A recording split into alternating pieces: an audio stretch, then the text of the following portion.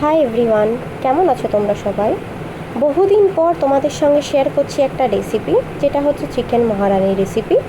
এখানে কড়াইতে কিছুটা তেল দিয়ে তেলটা গরম হয়ে এলে কুচনো পেঁয়াজগুলো দিয়ে একটু ব্রাউন করে ভেজে নিতে হবে। তোমরা কুচনো পেঁয়াজটা এভাবে না ভেজে কষানোর সময় পেঁয়াজের পেস্টও ইউজ করতে পারো, আর ফোড়নে দিয়ে দিতে পারো গোটা গরম মশলা। তাতেও কিন্তু স্মেলটা খুব ভালো হয় অ্যান্ড টেস্টও খুব ভালো আসে। তারপর দিয়ে দিয়েছিলাম ম্যারিনেট করা মাংসটা, যেটা একটু হচ্ছে তোমার গুঁড়ো গোলমরিচ গুঁড়ো, নুন, পাতিলেবুর রস আর একটু লঙ্কা গুঁড়ো দিয়ে ম্যারিনেট করে রেখেছিলাম। এখানে কোনো হলুদের ব্যবহার হবে না।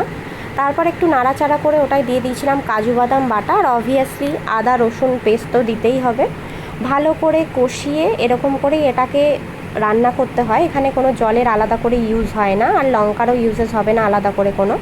কিছুটা আলু দিয়েছিলাম, বাট এই রান্নাটাতে আলুর ইউজ হয় না, যেহেতু ঘরে খাবো তাই অ্যাড করেছিলাম। তারপর আস্তে আস্তে এইভাবে কষাতে হবে জলটা যতক্ষণ না শুকিয়ে আসছে।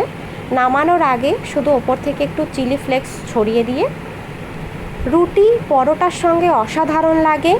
খেয়ে দেখো, ফিডব্যাক দিও। টাটা।